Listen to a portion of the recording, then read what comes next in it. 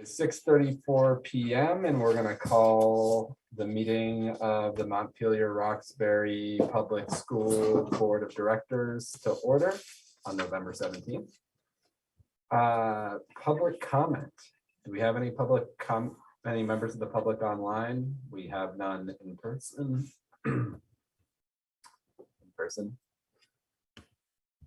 Okay, no public comments. All right, seeing none, we're gonna move on to the consent agenda.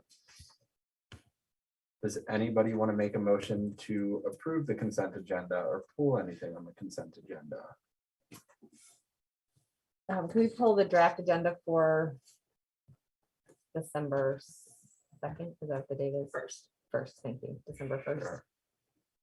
You want to make a motion based on that? I'd also like to pull the co-curricular Okay, for discussion, not for. So I move the consent agenda minus the co-curricular and the draft agenda for December 1st. do we have a second? Second it. All those in favor? Aye. Any Aye. opposed? All right, so co-curricular is that? Do we want to start with co-curricular? Yeah, I just had a question of, in terms of deciding what co-curriculars are, to what extent students get to weigh in or have the opportunity to weigh in on what is offered via co-curriculars. I know it's like, there's a lot of sports, but are there other kind of like non-sport? Oh, yeah. And just, yeah, if just you could share with us what those are. I'm sure there's a yearbook or So language. There's a but- process for how co-curriculars start. It's adopted into the co-curriculars, and that is that students usually start a group, and if it starts and it goes for about 2 years and it has a strong representation of students each year, then we get an advisor for it. You can see all the co-curriculars in our contract. They're all listed in the contract right now. Okay. We updated last year. Oh, the contract with the teachers? Yeah. And not all districts have that there, but we do. So, Cool, thanks. Just while we're on that topic, I just want to sort of, for public record, I did ask Olivia a question about the co-curriculars too, about how the pay was determined for any of the advisors or whatever coaches. And you explained that it's based on the teacher contract, right? No, it's in the teacher contract. You can find all the salary information in the teacher's contract as well. Okay. It's at the end of the contract. And so it's on a scale It's that's set, yeah. based on like years of experience and all of that stuff. Years of experience, how much time the co-curricular takes. That kind of thing. and we adjusted that a little. We put a bit of focus. Well, really, I should say Joe from the teachers and Grant put a bit of time and energy to update that last year. And yeah, so it was standardized and updated last year. Yeah, that's great.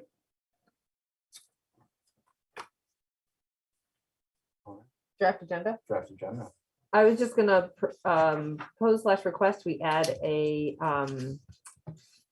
committee update to the board discussion. I know that the draft budget presentation is gonna, rightly so, take a bunch of our time on the first, but these committee updates have been pretty quick. I just can't remember where we're at in the rotation here. Does any member of any committee feel like, oh, we haven't talked in a while? I know policy has, Right, and equity has. equity one Finance and has. superintendent eval is going tonight with a summary discussion in executive session. So what did you say, Andrew? Finance has. So Yeah. does that leave facilities? Which we haven't met in a while. Yeah. No updates. There you go. Yeah. There's the update right there. And negotiations, like last year, if you remember, we regularly had updates on Yeah. those because 3 contracts were being negotiated at the Right. same time.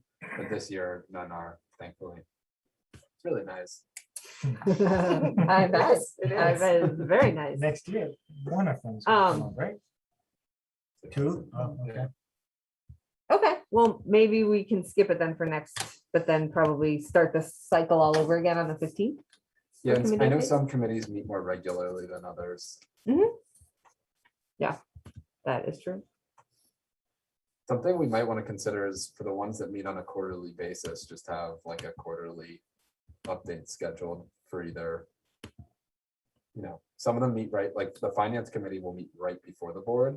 And typically that report, the quarterly financial report, is in the consent agenda. Right. We could always pull that out and just provide like a 5-10 minute overview of where we are. Yeah. If that would be Good idea. helpful. Yeah, I think it is helpful. I like that idea, Andrew, because the last time was that happened, was the meeting where I had to join virtually and I was late and I had some questions I wanted to ask, but because I joined late, I wasn't gonna interrupt the flow. So, but if it had been a committee update, then I could have, that would have been a little bit more space for that. Yeah, and Okay. likewise, the facilities committee right now, it's on a quarterly basis. If there were ever like a big facilities initiative, though, I have to imagine that committee would meet more regularly, so. Yeah. Yep. Something similar to that. Okay. Libby, is that something we could just add to that spreadsheet that you have? Yeah, let's do that. Okay, I'll take that on. Just, it seems fairly simple, but I'll do it. Okay. All right, so do we have a motion to approve those 2 items? So moved. Second, Second. all those in favor? Aye. Aye. Aye. Any Aye. Any dissenting? All right. So, review of RFP proposals. We have 10 minutes here. Libby and Mia, I believe. Just have the one still, Yeah. right? Yep. For it. So Yeah, take it away. we please. saw Nathan's a few weeks ago, the one from Build Strategies. And it is still the one that we have. And I sent my follow-up question to him about timeline and if he would be able to shift it at all in order to ensure plenty of time before the end of the timeline for for him to facilitate board discussions. And the long and short of it is that he said, yes, he could. He certainly could do that. He had ideas for what he could move and shift. So I guess I move that we hire Nathan Suter of Build Strategies. Can I just want to make a quick comment on that before we vote on that. Is that all right? Well, we could move it to put it on the table Yeah. and then discuss it. Yeah, let's do that. Okay. I'll second. Okay. So it's on the table. Yeah. So I just want to say, I feel really good about this. Normally, just one proposal for an initiative of this scale, I'd be a bit concerned. And frankly, I would have liked to have seen a more, I would have liked to have seen more proposals. In an ideal world, we would be choosing from a number of qualified proposals and weighing the benefits and strengths of each proposal. But considering we only got one, it was an extraordinarily well thought out proposal, and it's from somebody that we've worked with before and we know brings a really high quality to this type of work. And so I just want to put that out there that if we're going to just receive one, this is a really strong proposal to receive for this type of initiative. So just wanted to speak to Yeah, that. I'll echo all of that. I do think that we could be a little sort of thoughtful about our process around pushing RFPs out and like, what does that look like? And maybe have like a best practices, around that, I don't know. I know that there was a few firms listed that we sent it to, but Mhm. maybe we do a deeper dig on like Vermont, consulting firms and send it out to more. Maybe put an ad. I don't know what the process even was this time, so I'll have to admit that I'm being like a, what do they call it, armchair quarterback or something like that. Monday morning quarterback. or something. Okay, Isn't that what I'm it's not a called, like football the day person, so I after? shouldn't be making football references. But anyway, I just, I'm a little disheartened that we only got one, but I agree with everything that Andrew said, that it's really strong. And I did end up sending it out to a couple people I knew, that I know that are in the, like they're mediators and stuff like that, facilitators, professionally. And they were interested, but didn't feel like they had enough time to turn around a strong proposal. And so, I mean, it's just something that's sort of future thinking for the board on RFPs. Do you wanna, Mia, do you wanna touch on the process used to solicit proposals? Because I feel like there was some thought that went into this. I can only speak to this one this where one. we, each of us as individual board members had it available to ourselves to share it with our own networks. And then I don't honestly know what else we did beyond that. Libby, did it go out on social media? Do you know? Yeah, I went on our social media pages. Was It But up did it on is not a go board- out on the website because I didn't know. how to do it. Yeah. It's Fair not enough. here. But it's interesting because it's a board RFP, right? Mhm. Like, we own that process. Mhm. So I don't feel like it should really fall on the district to have to like advertise it. I mean, I don't know how that happens traditionally. But it Yeah. almost seems like the board could use our budget to like put an ad in local papers or something like that, or put on Front Porch Forum, something like that. For future stuff. I mean, there's, obviously the district does their own internal RFPs for staff, right? But isn't this a board one? Yeah. Yeah. but you're the board of the school district. Yeah, we're a so- part of the school district. Yeah. I think it's fine for us to Oh, ask. are we? That's Yeah. so You are interesting. more than, To you're ask. more than welcome to say, Every day. please put this on the website. Just figure it out, Liv. It's our website too. Yeah, exactly. You know Yeah, what I mean, though. Yeah, It's like Libby's got her hands full, I'm sure, with tons of hiring. We've had staff shortages and everything like that, so I feel like maybe we could have taken a Right. more active role in advertising this particular position since it's work that's being done for us as a school board. one thing we could have done is had a mini brainstorm session during a board meeting to say, okay, Emma, who are you thinking of that you could send it to? Amanda, who are you? We did that kind of over email, but we could have just had it been more active about it when we established the Yeah, RFP. and to be honest, it wasn't even totally on my radar for me as an individual board member to be sharing it out with my networks until after we saw that there was only one proposal by the deadline. Yeah. So I don't know if I was like sort of spacing out at that moment of the meeting when it was like sort of posed to all of us as individuals, like really it's on you as an individual to be sharing this out to your networks. Andrew, Jill has her hand up. Oh, thank you. Jill. Hi, everybody. Thank you. Thanks, Amanda. This is not the same as being there or having us all be on Zoom. I think also too, my unprofessional perspective is it's just so hard to find anyone to do anything. I'm thrilled to Andrew's point. It's too bad we only got one, but we got one of really high caliber. And I think, there's just this sort of international job market crunch right now where really talented people are very much in demand. And that's probably, we were probably, a victim of that as well. In that I don't know that no matter what we did, I'm not sure how many more people would have been available to a school board to do this work. So and like I said, I'm very confident and looking forward to working with Build if that's who we go with. Thanks. I think the proposal is great.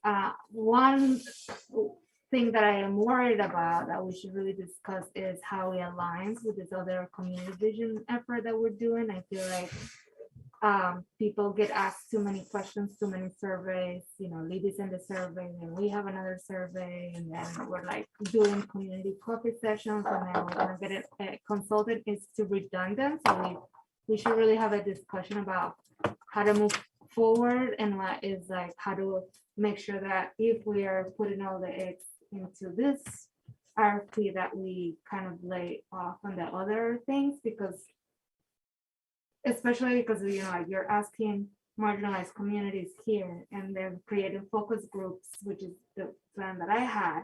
I think that just like too many Too many things. people get asked too many things. So like I think we should have that discussion about how to move forward and to make sure that it's also aligned with whatever the administration is asking the people again, so that it doesn't seem like we are disjointed and that the administration is doing their own thing and that the board is doing their own thing, because we're supposed to work collectively. So any questions that goes out around any of this should really be contained.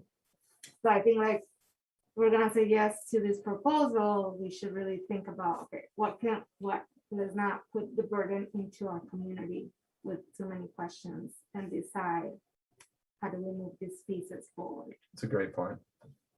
Yeah, that we discussed that at the equity committee last week, and just to build off of what Amanda just said, in addition to streamlining it, it feels like we could put our efforts that we were putting into the community engagement that Amanda had been spearheading into working with Nathan to ensure that what we were envisioning for that community engagement is included in the work that he's doing. It looks like from his proposal, he is imagining something very similar to what we were imagining.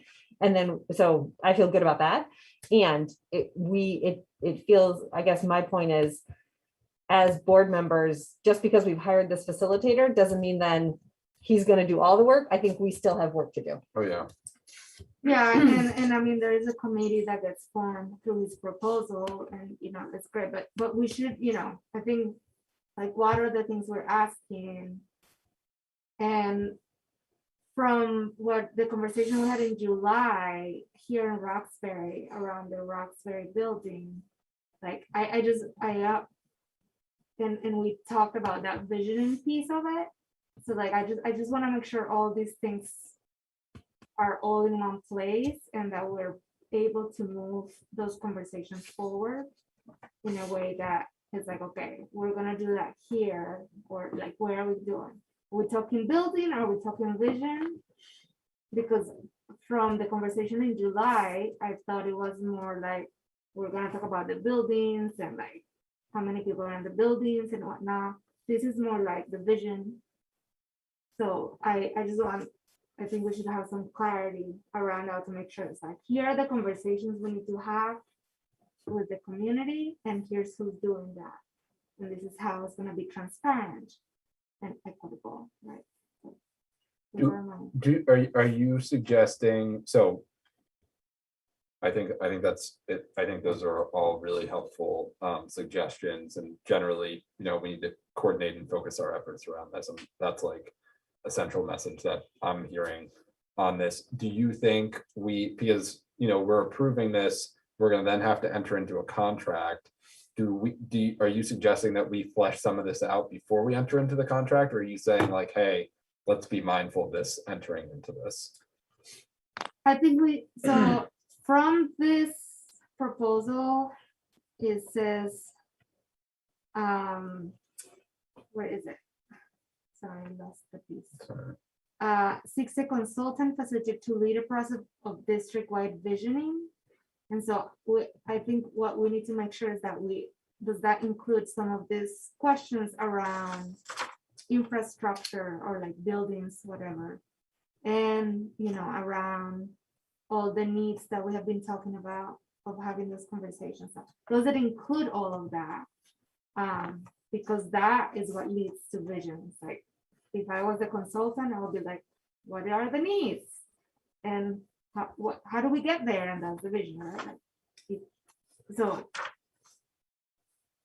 Kristen, Well, in the work plan in, December, first month, first bullet, he does identify that, recruit committee define charge and priorities with board and administration. So I guess a question about that in terms of process, if we're to meet with Nathan, it's just sort of like, a kickoff. And, in some ways it feels like a little bit of a continuation of some of the retreat discussions and work that we were doing. So if we're like kind of, circling the wagons again around this, does that have to happen via like a public meeting? Does that happen? Can he meet with us independently? I guess just like process wise, to make sure that we're sort of doing this community outreach inventory and, not having, redundancy and just draining all the energy of the community so that we really get thoughtful, and energized participation. Are we going to have like a kickoff to really just make sure there's clarity and to frame things? I mean, I have a question. Do we want to invite before we enter into this? And I am sensitive that we're dragging this out, which poses a risk to us possibly entering into this, though I don't think it's a huge risk. Do we want to invite Nathan to our next meeting to answer? Oh, yeah. We don't have. So in a month. can call him right now. Yeah.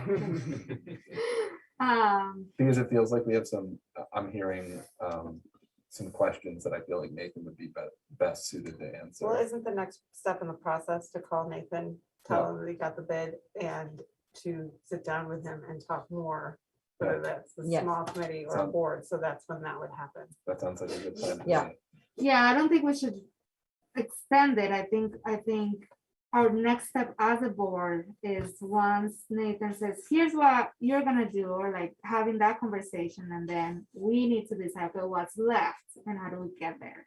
Like what is not included in this, and how do we either create another, parallel process that fits into each other that we need to do because he's not gonna do, so I think that's Okay, just, fair enough. Yeah, we so, just kind of need to make sure that the conversations that we're saying we're having need to happen, right? Sounds Yeah, I good. wouldn't think the questions that we're asking, the points we're raising is gonna change Mhm. our decision to award the contract to Nathan, so I wouldn't think that we would want to delay that. But as part of the kickoff process or when we sit him down, when the contract is done, it's a collaborative process, right? He needs our input as well. So then as part of that, we'll just, come up with a plan with him to address all these questions and issues. in terms of process, do we want to appoint a small team to flesh this out with Nathan? I feel like Mia, since you've been spearheading this, you should probably be Tell me- part of tell me that to do it. effort, if you're all right with that. I would love, I mean, I feel like there are others on the board for whom this is like a bigger deal. Okay. I was very happy to pitch in to help by writing the RFP, just because I kind of get that process. But now that we're into Yep. beginning the actual visioning process, I think there are others who are more well suited than I am. And I'm talking about for ironing out a contract, like a scope of work with them. at this point. But I think the details, as Amanda was just talking about, sound important, and I think they're, yeah. Okay, I would love to okay, work with Nathan okay. and baby Kristen. I think part of the thing, one of my concerns though, from what you were saying, Amanda, is that the work on infrastructure or things I need to send out regarding our ESSER funding, there's a timeline to that. And it's either we pass up $2.2 million because we don't do what we have to do, and wait for the envisioning study to be done, or we do that, like, there's a timing thing for that. So there's a little bit of, like, we can't hold off on some things. Yeah, but that's a third conversation, right? Like, so the infrastructure that I was talking about was actually the building conversation that we began in July here at this, where the. Oh, community you're talking came. about the more merger. Yeah, issues. like Okay, I thought you were merger talking about and the like the infrastructure. actual space. I think that, Sorry, I misunderstood. you. yeah, so that's for that. And then like for the ESSER and infrastructure funding, I mean, when I envisioned the community engagement, people were clear that it was not directly to the ESSER funding, but that it was like more like broad. I want to do the ESSER funding question, focus groups and stuff, but that's not what that was, because what Yeah, sorry. people I just- wanted was like the this merger, more yeah. broad with those 10 questions, so that we haven't even touched that piece of the SRP funding. Sorry, I thought you meant the Yeah, infrastructure in general. Sorry.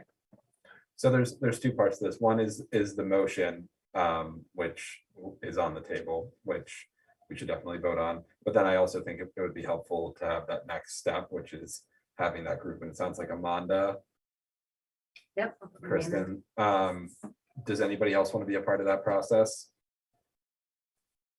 I kind of do. Right. That's okay. Yeah, it's, frankly, I think anybody who has the bandwidth and wants to be a part of the process should. if it's fine with. It's only- Want it's to only- ban with, It's only- it's but only Steve. Well, you need It's only bandwidth and you need, you need to want to do it, so. I do want it, All right, even if I don't. you'll find it. We'll build some broadband out Kent Street to give you. All right, so the motion, we have, so all those in, we have the motion out there, we have a second on it. All those in favor of awarding this bid to build? Aye. Any Aye. opposed? Any opposed? All right, so awarded. So All then right. the next step will be this team of 3. And if somebody else decides later on they want to be a part of this process, please reach out to this group. Does that sound good? Yeah, can I just go back to the infrastructure question, Libby, Yeah. like, the ESSER funding 3 and how that community engagement is gonna happen, and if you want support in terms of the focus groups that I had planned, which I already people lined up, in terms of especially that visibility, gets the BIPOC and LGBTQ, those just 3, not like having a general. Is that something that you would like me to continue, or is that like something that we as a board? Yeah, I think that's a bigger question for the board. Yeah, so I think that part of the SR3 funding federal requirement is that you have community engagement with marginalized communities, civil rights organizations, blah, blah. So the idea for the community engagement was to have these 3 focus groups, one for BIPOC folks, one for LGBTQ, and one for families with kids with IEP and a couple of work plans. So I think as a board, if we can decide that we will continue to that just for the question around the SR3 funding needs. So that feeds into Libby's plan when that can be submitted to AOE to say that was the plan that that was the community feedback we received. And then just for those 3 specific focus groups. And it's a call, we might not get any people, right? Like, but at least the try and both just like having the engagement with the community. So you're saying in addition to what everything else the administration has planned, what do you have in addition to the survey you sent out last week? Thought exchange. Thought exchange, mind exchange, that's terrible. Thought exchange. We're getting a lot of information from the thought exchange. Great. So there's not a whole lot more planned for the infrastructure piece of it. Okay. And if we had these focus groups, it sounds like it would fulfill some of the requirement for the community engagement part of making a plan. Well, then you have to get feedback to the plan. Oh, I see. Okay, Not making the plan, you have to get feedback to a plan. got it. So this I just want to pause here just because I am sensitive to the fact that we do have some agenda items that I think we're gonna want to talk more Gotcha. about. This isn't on the agenda. I don't want to totally put the kibosh on it because it's an important topic. Is this super time sensitive? Do we need to make a decision on this tonight, or is it the kind of thing that we could put on for like 5 or 10 minutes at the beginning of next board meeting and have like a proposal before us, so that coming into the conversation, I feel like a lot of us aren't entirely clear on what's going on here. Well, I I'm just, certainly not. Yeah, I'd like to table it. because I am concerned that the conversation, asking the community about the SR3 funding is like already saying that it's infrastructure, and we're not asking the question around like what are the needs around the 3 buckets, which is social emotional learning, whatever the federal guidelines say. So here, the thought exchange is more like, here's the funding infrastructure pieces of it. Or maybe I'm looking at the wrong thing again. But yeah, if you read the beginning part, this is just infrastructure. Another one will be coming out around academic, social, emotional learning, that kind of thing. Okay, around the 3 pieces. Yeah. Okay. Yeah. Is some of this I stuff- broke it up because people were because it's so much money that some of the conversation I was having with people were having a hard time understanding the amount of money and the multiple funding sources that we use. So I was trying to break it up to make it easier in understanding. Will any of this be touched upon as part of the budget conversation Mhm. next week? Okay, It will be folded in a little bit. okay. Is there, Libby, when do you feel like you need the feedback from the community in order to make the ESSER3 funding Well, we have to put out a plan first to get feedback on. So that's gonna be starting to get, we're moving because we're making some decisions about budget, right? And it's because all these funding things are braided together and work together. They're not, and you know what I mean? They're separate financial buckets, but they work within our system, so they're braided. So in the next board meeting, you'll see some information of like, we're planning on, like, part of the plan is to use ESSER 3 funding for this. Use ESSER 3 funding for that. And when would you ideally have like listening sessions, thought exchanges for your proposed ESSER 3 spending? Probably through beginning of January. The beginning of January. So we have a little bit of time to like, you were Yeah. talking about wanting to have like a full board discussion about how the outreach is conducted. Is that what you're wanting? No, that's what I heard about it wanting, like. I mean, I think what I want to have the conversation about is like the types of questions we're asking the community and how we are framing the questions. So if this is not until January, we should table this because I think it will require a little more dialogue and conversation around how do we engage with the ESSER 3 funding within the federal guidelines. Who are we talking to? And are we presenting a plan versus are we presenting a question around needs?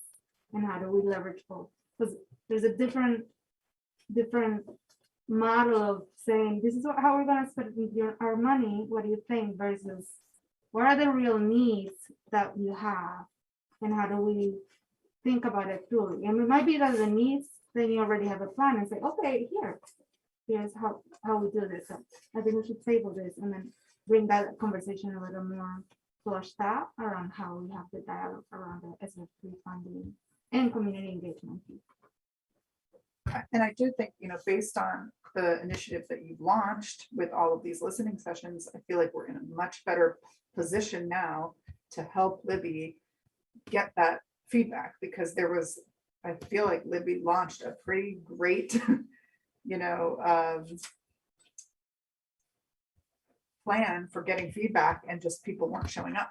This summer, you're talking about the one this summer. Yeah. And so it was a struggle. It was like, she's like, I'm over here, I'm on the podcast, I'm doing this, I'm doing that. I'm like, I'm gonna come to Podcast you. will return once Anna gets back. There was just a lot of like outreach, and then just there weren't a lot of people there being able to give us feedback. So I think we're much better poised now to assist in that.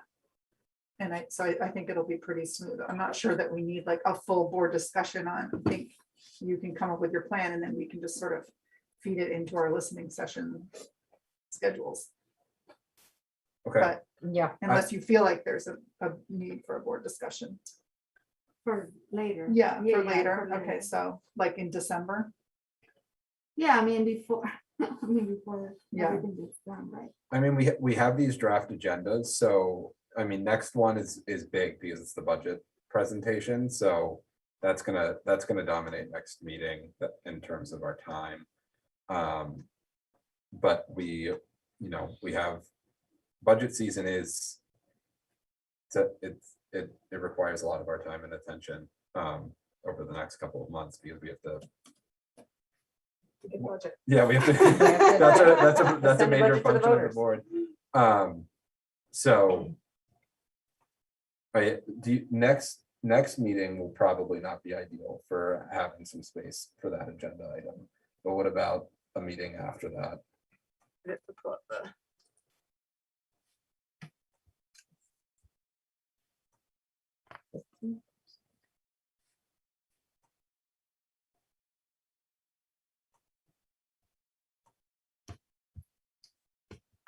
So the 15th is the second draft of budget presentation. Yeah. And then the 5th of January is the budget public forum. Mhm. And then the 19th is the final approval. But that's usually Yeah. shorter. That's not a presentation. That's just a note that we have to make the approval by that day. So the next two meetings are pretty much budget. So it seems like it would, if we're gonna have a full board discussion, it seems like it would have to happen at either December 1st or December 15th in order to bring feedback to potentially the 5th the 19th, you know?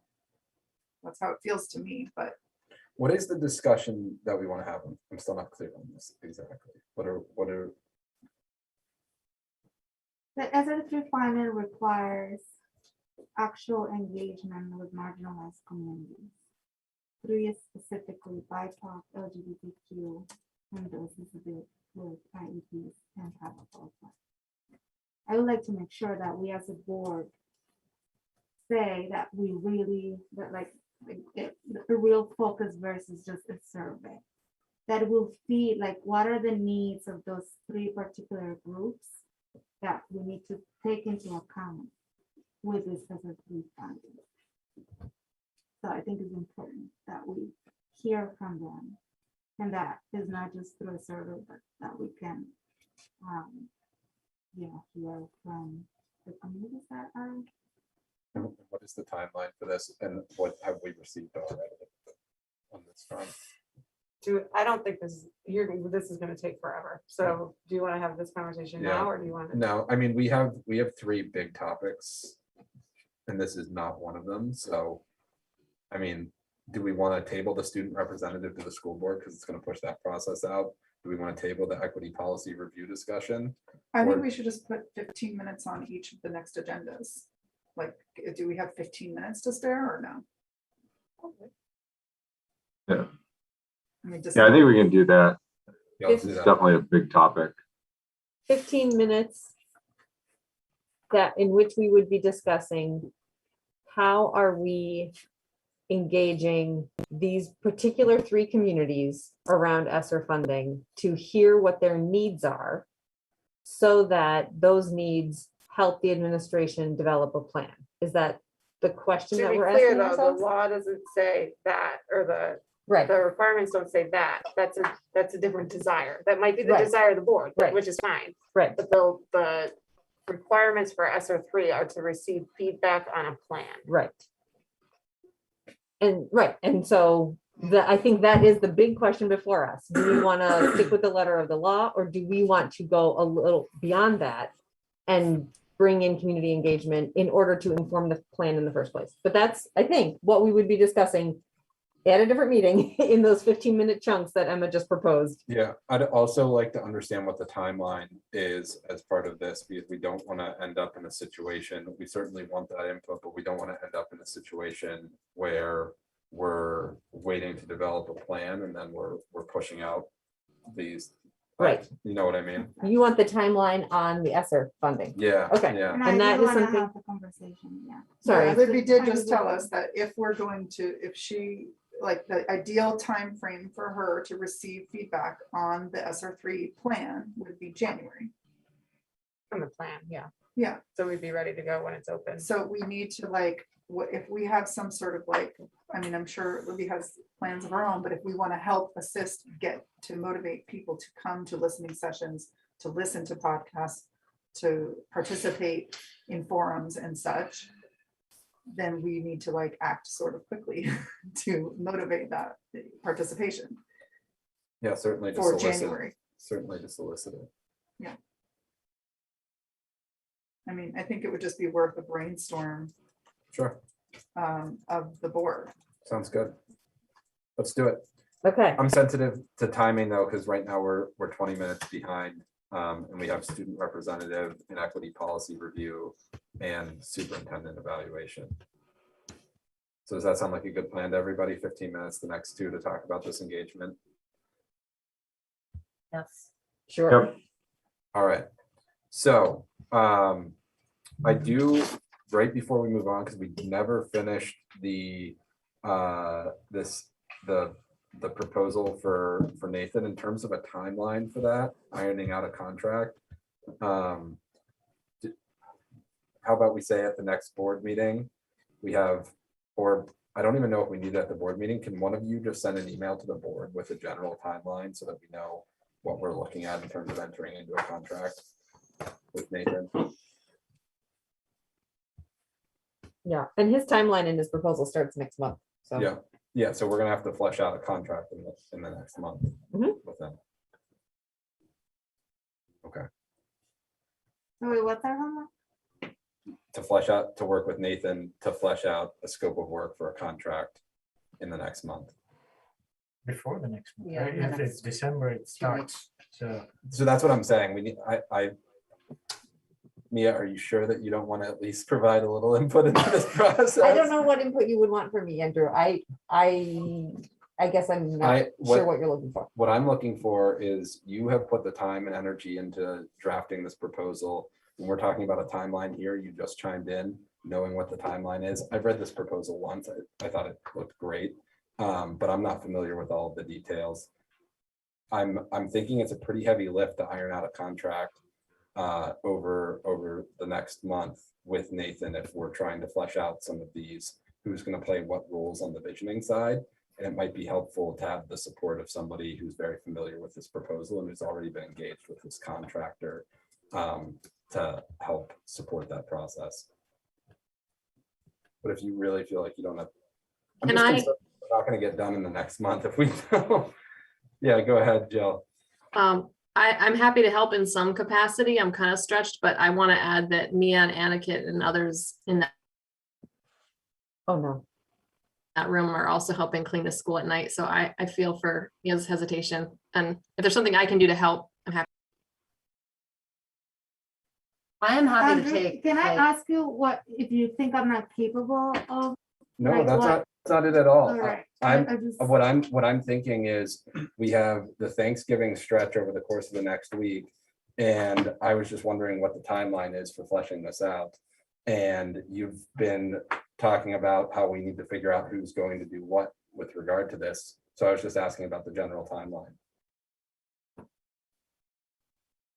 I am happy to take a stab at this, at least to just sort of kick things off. I think for my purposes, not ever having been Yeah. responsible for, I don't know if I'm coming up with the contract or if I'm fleshing out the work plan, if I'm fleshing out a contract and really having to get that on paper in ink, I would want to see like an example. I would definitely need some guidance on that. I've not been a part of contract negotiations at any level, on this board or elsewhere. So I would just need some very clear guidance as to what I need to pull together. Other than, sure, I mean, I'm happy to kind of go through the work plan point by point, or just make sure that it definitely feels comprehensive. But And I'm in sure terms of a Nathan- process, I Nathan would is very support. collaborative and I'm Yeah. sure he knows what he wants a contract to look like. And I feel like between the three people who have, Yeah. who have volunteered, Yeah. I think Yeah. they can accomplish the Fair mission.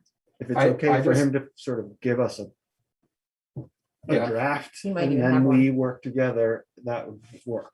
Yeah, I think I don't know, I don't know at- how to draft what the contract. looks right. I like, think but at we some can point do we're gonna that. want probably Grant or somebody to review it to make sure that it complies with our policies for spending. And I do want to just touch on your question, Amanda, because I feel like that was kind of a leading question. And I only brought that up because you raised concern about having bandwidth.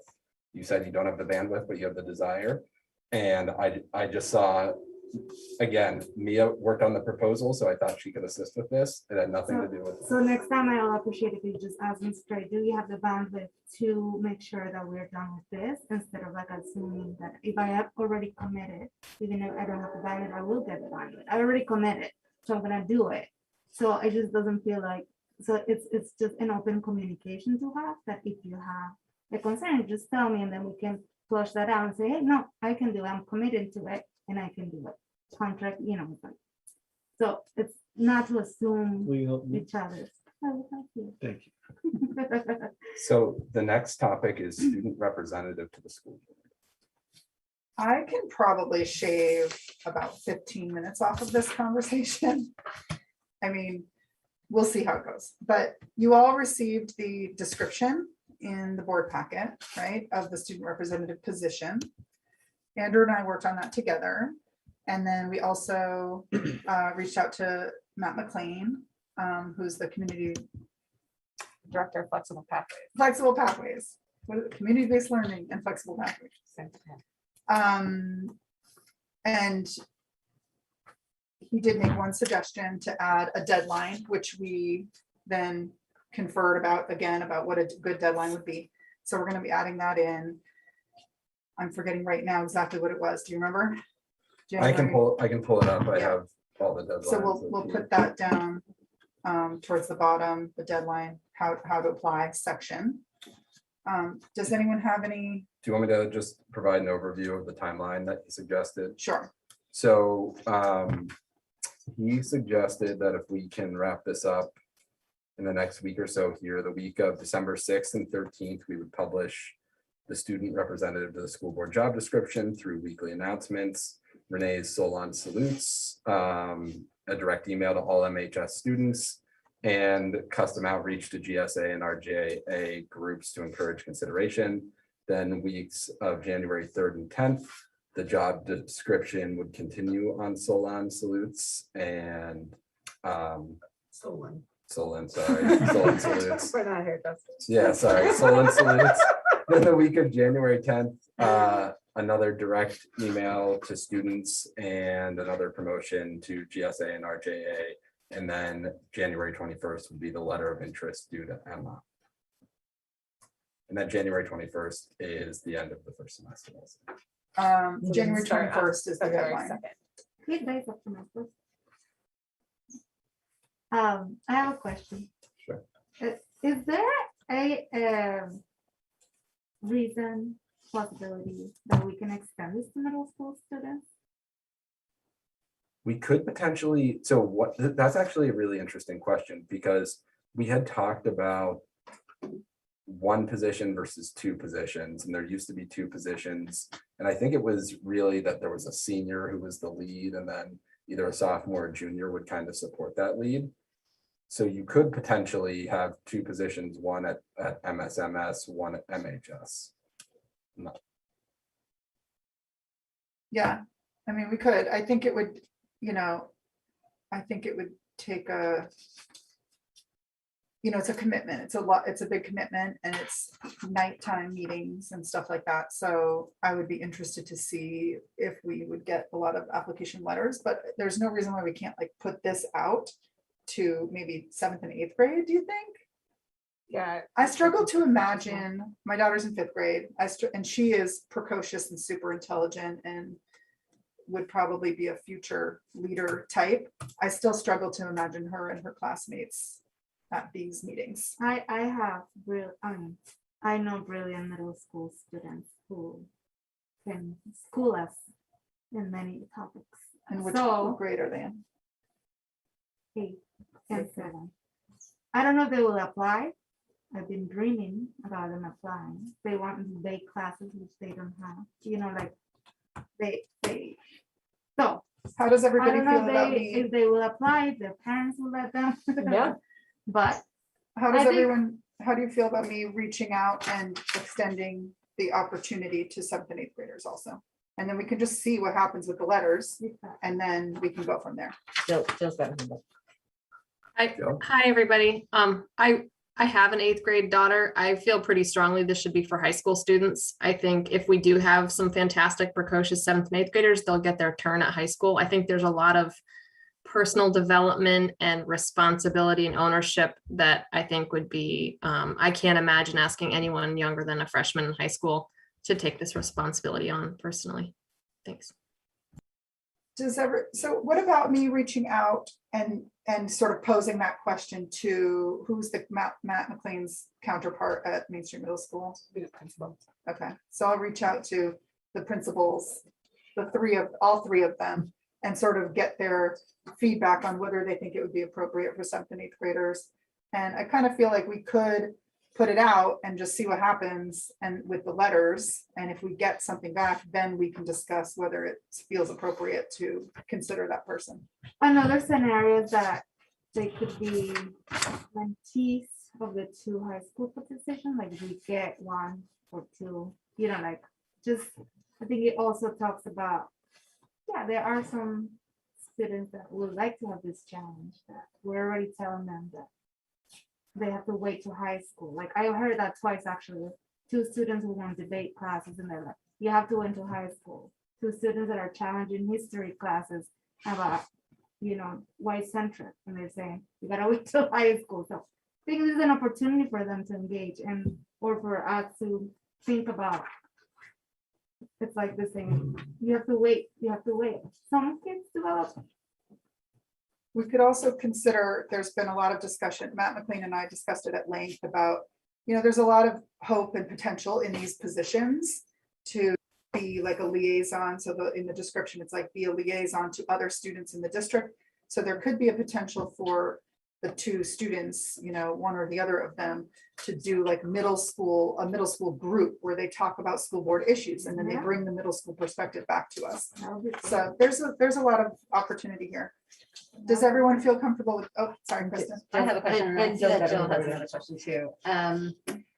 I wondered, and I think that you would probably be curious about this, if just what the thinking is about the selection process, or just the step beyond submitting the letter of interest, then what? They might be curious about, and I am too, about just the process from there. Good feedback. I will add that. I'm picturing it the same as when a real board member is appointed, or an adult board member is appointed, right? A voting board member. Yeah, that there would be, all the letters would go to all the board members. We would have a discussion, Mhm. and then we would select the two candidates. Okay. But I can add a section down at the bottom.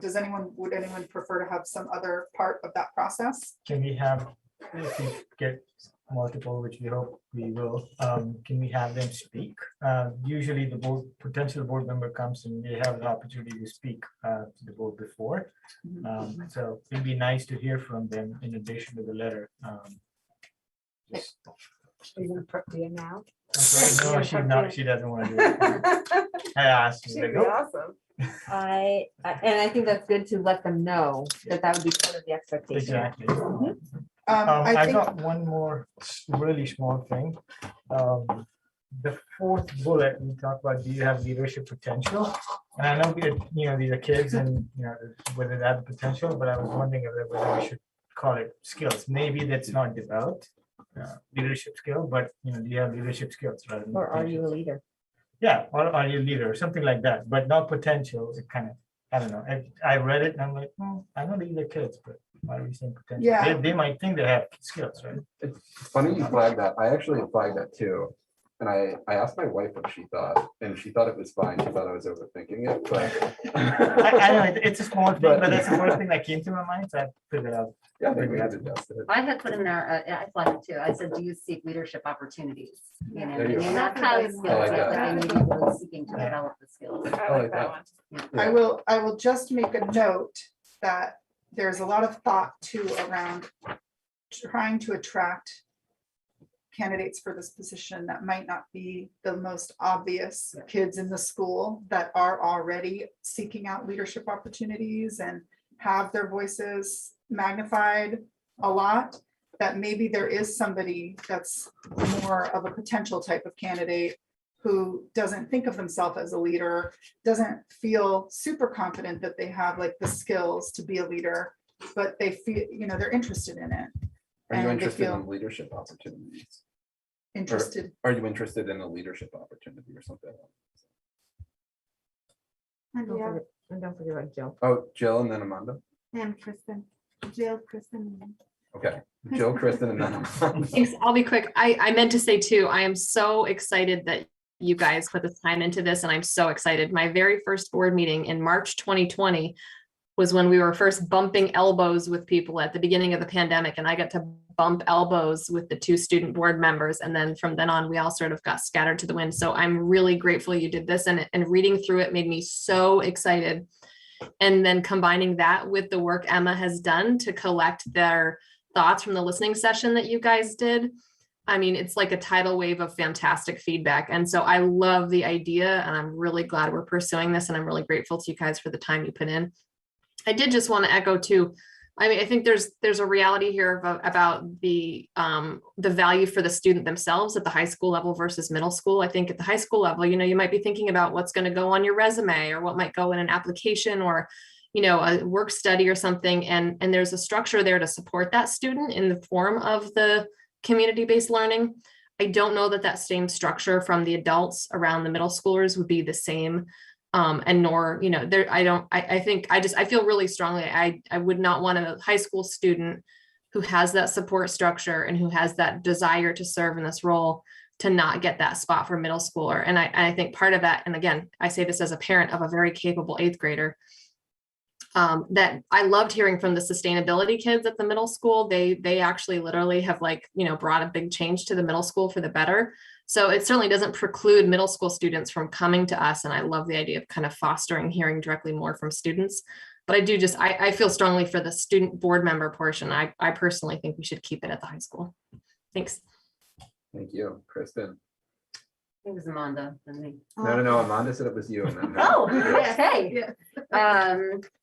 Just on that tip of, trying to make sure that we're maybe capturing some non-traditional leaders or kids that really may not perceive themselves as leaders, if in that announcement blurb, if there could be like a referral process, where like a teacher or advisor could refer a student name to us. And maybe, I don't know if that's just in terms of like student contact or name sharing and stuff, but if there was like a referral process where maybe one of the board members could reach out to them and say, hey, you've been referred to us as that you might be a great candidate, this is the process, and just to really kind of encourage them to come forward. Couldn't an educator do that though, and just have the student apply by coming forward rather than? I guess I'm trying to over just make an complicating extra step to encourage a student to come forward. I'll and talk to Matt about that. I Okay. think he would probably be great at, he seems like he's very student-centered. Yeah, And I did talk to him about that particular issue. can I add it? Yeah. Okay. I also wondered if there are other students serving on school boards in Vermont, and if there is an opportunity to create or initiate like a cohort of students so that they kind of have some like peer support in other kids. I mean, this is a big commitment. It's a big undertaking for an adult in terms of, content and commitment. So I could see how a student could come into this feeling pretty overwhelmed, and it would be nice to be able to create like a peer support group or just like a support network where they could really kind of talk about the experience, maybe even look at, is there potential trainings, just something to really help these kids skill up and be able to, so that it's a meaningful opportunity. You for know them. who's be great at that is the VSBA. I was just about to say, if somebody Yeah. wants to, would you mind reaching out to the VSBA? Because I can or- reach out to them because I share an office with them. oh, perfect. Yeah, I mean, I feel like they might not have that information now, but if they knew it was something that we wanted other, I Yeah. bet they'd be willing to help us with that. Unless, Kristen, if you So, feel free to take the lead on that. Would you rather do it? To talk to the VSBA? I can, but It's I'm, totally up to you. if you're in the office, go for it. Just, I would love to know. I would love to know how it turns out. So Amanda and then Mia. so, as someone who works with the young people, we just interviewed and appointed 4 people to the Ackman working group, 4 students, and we went through a really amazing interview process. I just wanna, to caution the way that we talk about young people, because they are doing freaking amazing things. So we should not minimize any student capability to be in these spaces, number 1. Number 2, I think that for some people, being in a board is more than to put in a resume. For some people, it's that they care about issues that are really important to them. We have students of color who are in a lot of boards right now, who are there to change curriculum, who are there because their lives depend on it. So I think it's really important that we think the leadership of students as not something like, oh, they can use this or it's good. No, like some of the students that are doing the work on climate change, the work on, on racial justice in the state are really freaking amazing and can school many of us. And I tell you, because I have 2 students in that front working group who school many people who are doing really good work. We just appointed 4 of them. A new wave is coming in. So I think like, I just wanna, I feel, just like they're here with me, and I just wanna offer that we should be careful the way that we talk about them. as students. To briefly build on that, Emma, when you talk to the SBA, it would also, I think it would be nice for the students to be able to actually define the support that they need and the training that they need, and it not, that it's just really relevant to their experience. So I just want to be clear on that. What are you thinking there? Because the VSBA can reach out through like to chairs to say like, hey, do you have student representatives? Is there like a specific question that would be helpful? I guess there would be a question that we could ask to our student representatives, and what training would be helpful to you to Okay. fulfill this role. So when we choose student representatives. Yes. Okay. Yeah, I think that's something that we can like flesh out as we Yes. go, because it doesn't have, I mean, we're not gonna be getting this person, Sure, or sure, these yeah. people onto our board until late January, early February. So my initial reach out to them will just be to ask if they already have something going. Yep. For students. And then we could even arrange to have like a conference call, a Zoom call for anyone who's interested, or maybe they could come and talk to us about what they have available for student representatives. Mhm. And maybe they don't have anything, and that it's a brand new, amazing idea. Thank you for doing this. The last full year that we had a student representative was Hope, and she definitely had a vision for what she wanted that to look like, and like she really ran with it. And I feel like the year before it was a similar way. So I'm interested to see how this pans out. Yeah. I just had one more thing we could add to the document under additional resources is maybe we add a couple of our email addresses and maybe Matt's, just to say, if you are interested but want to learn more before applying, or if you have questions, reach out to Emma and Amanda and Matt. Or we could pick any one of us, really.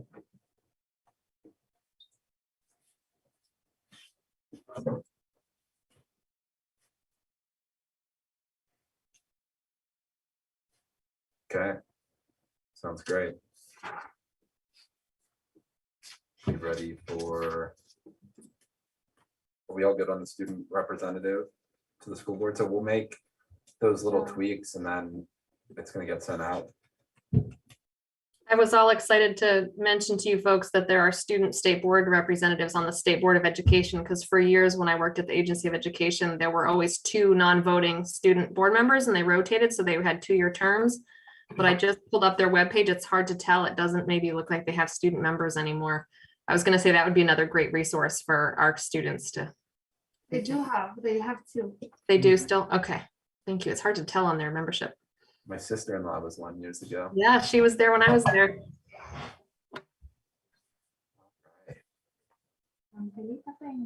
So equity policy review tool. Equity committee, you know, take the lead on this.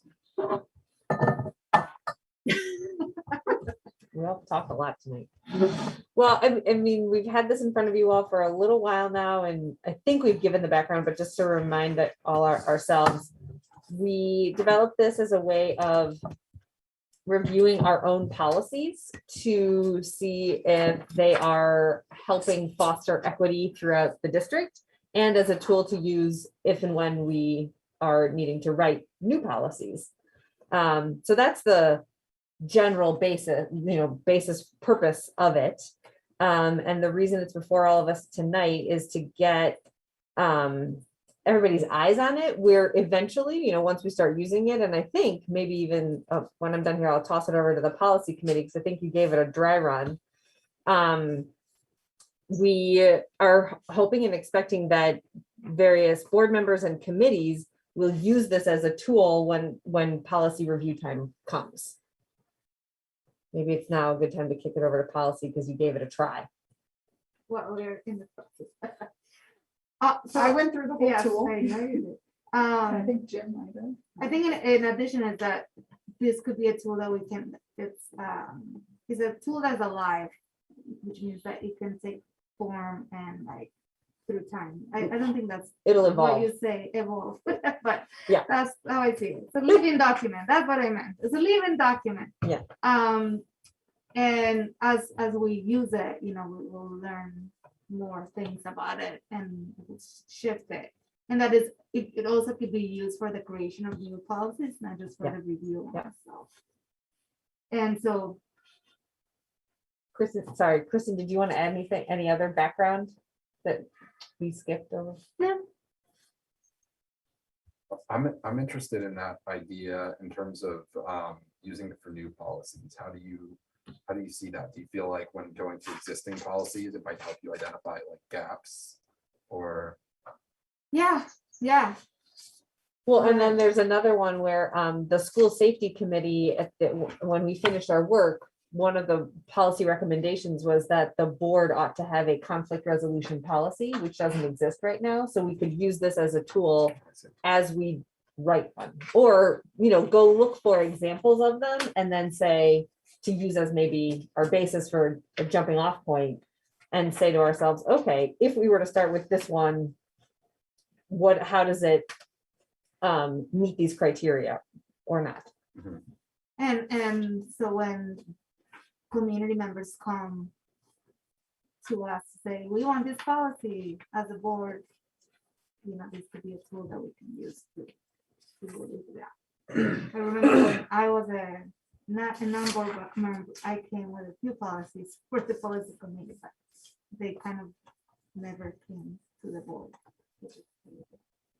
I think context too to capture, which is stated in the tool itself, is that this tool is kind of a response to a charge within policy F22 that asks the board to annually review policies and consider their, now I'm quoting, and consider their effect on perpetuating inequities or contributing to disproportionate access and outcomes, including the achievement gap. So, this is very much, a concrete way of the board being able to make good on what this policy asks of us.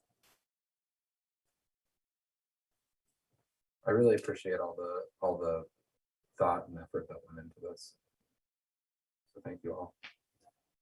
You want to hear about my experience using the tool? Mia's like, I can't. come wait. on. Yes, I can't wait. let us know. I mean, I think it's great. I think, I use the tool for the new required policy from the VSBA on special education. That policy is like 3 paragraphs long, not fully a page. And it basically just says, we are going to follow the law. Which seems redundant because law has to be followed. So it's an interesting required policy. But so I went through and it was kind of like, it just highlights those things. It's like, it makes you question the policy. Why do we need this? Who is it helping? What is it here for? And is it clear? Is the purpose of the policy clear? And I said, somewhat, right? It does say that we are going to follow the law. But as you get a little deeper, I'm kind of like, okay, perhaps there's an opportunity here, for us to clarify some of these things. And maybe that doesn't happen in the language of the policy, but maybe it happens in the procedures. So to me, it was a really helpful tool. And, it's coming at a perfect time in our work on the policy committee, because we're at a point where we're like, okay, let's step back and kind of develop best practices here, because it was like, we have to do readings of all 40 policies in the next 6 months. Like, we need to make this happen. And then when we started digging and figuring it out and consulting with Pietro, it was like, oh, we actually don't have to do that. So why are we trying to do that? Because that is not best practice, to try to review all of these policies within a 6-month time frame. Like, we're going to do bad work, right? And it's not going to mean a lot to the community and our values. So I think this is a really helpful tool to get us going in the right direction. You have a question? No, I'm waiting till you're done. Okay. Anyway, yeah, it felt good. I think there was definitely a few points where I was like, this doesn't really apply. And Libby had talked about maybe saying, is there a column for not applicable? But I kind of just feel like you just write not at all. Like, it's just kind of a not at all thing. And then maybe in the notes, you're like, it doesn't matter that it's not at all for this particular thing because it's not needed. So I felt like it was helpful. And just to add that the rational explanation and recommendation and consideration is supposed to go into each of the questions, so the the non-applicable will be there, like you just write it. That's the rationale. I just didn't do it there because it makes the document very long. So until we approve that that's what we're gonna use, then I'll go back and add the little rows underneath each of the questions. So just to make sure I understand what you're saying, Amanda, we have category 1, purpose/intent of policy. First question is clearly articulate the purpose of the policy. You are saying that under that one would be these 2 pink bars, rationale, explanation, and recommendation or consideration. Just in case people need to add something on it. And then Or under I the could- next one. Or I could just put, that's what we had talked about, like another, and I just have this idea, I guess we could just number, and then in the rationale, we can say Yeah. number 1 doesn't apply. Yeah, I don't think, I mean, I did end up I just used hard copy because that's my That's style. But I just wrote notes after each one and then kind of summarized my notes down below. Yeah. No, I was raising my hand to just offer another piece of context, which is the complete, like using the tool to review a policy is just the start.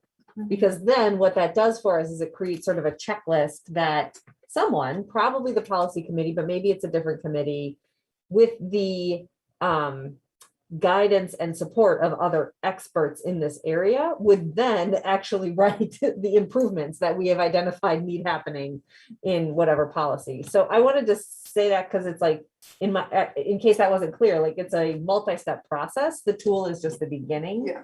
And I feel like that's also helpful for any board member who might be sitting there going, you're gonna ask me to assess what it can start to feel a little overwhelming unless you realize, okay, we're gonna be breaking it up into chunks of work that, and there will be support along the way. Yeah. My question, and we started to discuss this at the policy committee with Jim, maybe Jim can weigh in a little bit here. My question on bringing it to the whole board, bringing this document to the whole board for like approval. I don't know if we're talking about a vote or what. And that coinciding with our desire to have it be sort of flexible and perhaps be a living document or change things as we go. Therein lies my question, is sort of like if what we approve today then would have to come back to full board for changes, consider changes to this document, to this tool. I have a suggestion on Yeah. this. I don't think this needs full approval. I think the way that you guys have gone about this, that you all have gone about this is really productive, and that you shared it well in advance. Like before the last meeting, it was really nice to have the time to review something this substantive. And I think this is an opportunity for board members to discuss, do we have any issues with it and address those issues? Do we have any ideas to improve this and talk about that, just like we did with that letter? I think it's the kind of thing that we could kind of check in on every quarter to 6 months if there's some big substantive changes to it as part of like an equity committee update. I think formalizing some processes too much kind of hamstrings our ability to operate in an efficient way. That's my general thought. Jim has his hand up and then I have a Jim? thought on that. Thank you. I don't have my glasses on, so I cannot see that really well. Yeah, no, I'm just kind of building on what Emma said. I think we go about it several ways. I think your way makes a lot of sense, Andrew. I think, I think it definitely is important that the board take a look at this and, just kind of feels a useful tool. And I think it is. I really commend the equity committee for putting a ton of work on it. I've used it also for the same policy Emma did, and it's just super useful, and it just kind of forces you to stop and ask those questions, and I think it'll really help the policy work moving forward. I don't think the board needs to actually formally adopt it, but I think having the board look at it and kind of say, yes, we like this tool. We certainly encourage committees to use it is a perfectly acceptable approach, and let's keep revisiting it. So if that's the route the board wants to go, which is why we didn't put it, and Libby and I didn't put an action item, we could certainly, the board could certainly take action on it, but I think just simply saying, hey, we like this tool. We really encourage committees to use it.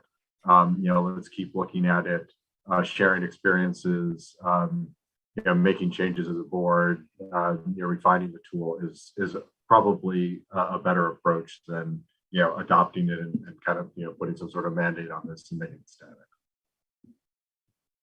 That sounds good. That's how, and that coupled with what Mia said around like, this is only one tool to use. It does, if you're reviewing a policy, it doesn't have to be like the only, obviously it would never be the only thing that you're using. It would just be a jumping off point. And in the spirit of like a living document, which I really like the way you phrased that, Amanda, because it is going to be iterative. You're going to identify opportunities for improvement, or, maybe it's a little onerous in this area, or we're not thinking enough about this other area here. I like preserving that flexibility. I have a very technical question then to help us ensure that we're all using the same one. Once as this evolves, right now, I think Amanda is the owner of this document. I think as a Google Doc, just in terms of having created it. So I'm just curious, how do we get it so that it's like we all know we're using the most updated one, or, like I said, very technical question. I can add just the dates. I think so. The way that the policy committee decided that we were not gonna be able to look at all the policies, and that some of the policies made sense to go to the different committees. So the equity committee will get some, the financing committee will get others. And that then when each of those committees are revising this, then you're gonna use the tool. And then the finance committee might find, what, we don't understand these fees. Two, we need to add this question because for financing, we want to flush this out a little more. An example, then I can go back to the equity committee, who's the one that drafted it, and then we can incorporate that, and then we can go back in that back and forth. And then we can update it with new things on these pages like we do. We can have a running thing. Mhm. Me as a possibility for your question. The technical. The does it technical live? piece, because I enjoy those questions and answers as well. On the board policy page, Yeah, there's a kind of out the window this year, but yeah, you can put a link to the Google Doc yeah. on a doc like this, and then if it gets updated, it's just updated Right. automatically, so you don't have to worry about using this. Right. Exactly. And then everybody on the board knows, okay, if I need to be using this tool, this Right. is where I go to find You it. can put it there. That's all. I was in Yeah. a different. That's okay. That's okay. Yeah, we could link it on something like this. Great. That's great. Or we could even link it on, we could create a It could have its own new button. on this. I think it'd be awesome for it to have a button I do because I I don't think know how it'd to be- do the Th- button. that's okay. so- When Not it's yet. your turn, put it on Anna's wall. I know how to put it. She'll be back soon, right? I know how to put it down. I- think that doc is Yeah, button. we don't have to do it right now, but I love the idea of it being a button so that everybody in our community knows that we have a tool like this. Yeah, and then it's connected to the Google Doc, so when the Google Exactly. Doc gets updated. And But Exactly. I also like the idea of it being on the policy spreadsheet. You can do both. Jim, can you still see the video feed? Oh, yeah, we went dark. yeah, it looks like he's trying to fix it, Jill. Okay, thanks. Yeah, Can you- yeah, it's been a little unstable, but that could be on my end too. When one is in Yeah, I got- Roxbury. said from that. Control. It just Oh, went dark over Can you there. still hear us, Jill and Jim? Yep. We can hear you. Okay. Well, that's good. I think that's okay because we're about to go to executive session. Yeah, 'cause anyway. I think Well- we've, I think, Amanda, did you have your hand up as well? Did you want to say one other thing on that? No, so, well, one thing was that I sent a correction today, or like some track changes. Yep. And I know it's 8 already, so I think this is for the a future agenda. That we had the original also said that we were a policy governance model when we drafted. And Lily brought to our attention that we are not that. So then we. Still learning. We are still learning. And so and then Jim made that change that we govern through policy. And so that kind of brought me to this question of like, what? What do you mean we're not political?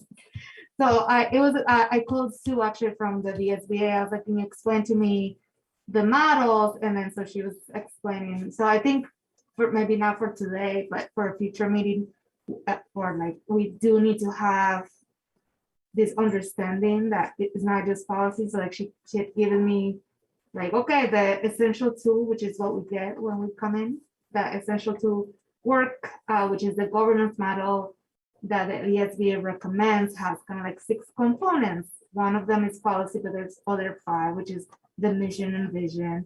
So I think we should all be on the same page of what it means to be our district. She also offered that if we were interested in learning about the governance model policy, which SS Westport uses and another We district, used to use it too. that there, oh, we used to? Before I was on When the it was board. Montpelier. Oh, okay. Oh, Montpelier. There is a consultant that they have that can come and give the presentation. So I just wanted to extend that. But I think there were a few points.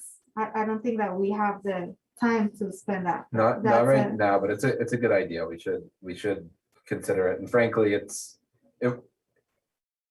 I feel like before the pandemic, I was pushing, as Libby knows and Jim knows, I was pushing us to really consider like, what do we want our governance model to look like? And then we've been in crisis for 2 years, so I haven't had any time for that. But it's a really, I agree, it's a really good discussion to have. Yeah, and hopefully we're moving forward as out of crisis this year. Oh, man. Yeah, it might be like a retreat type discussion. It's deep and complex, and I mean, you can spend hours on policy governance. I think the policy governance book is like this thick. So it's Probably get like PhDs. But I think it's really important for us to actually know, Yeah. because I mean, if we're writing these documents and we're like, if the idea that I had of what the board is not, then. Yeah, no, it is important. It is Our job important. is policy and mission and vision with the district, that like, that's the little thing I've been saying, but if there's other components that I don't know versus there are things that we can be, so like, I think it's Yeah. important to know. It's definitely important to know, and we are, we're governance by policy, not policy governance. And it's definitely a topic we should delve into. Yeah, I agree. Yeah, But can I just it's clarify a deep well though.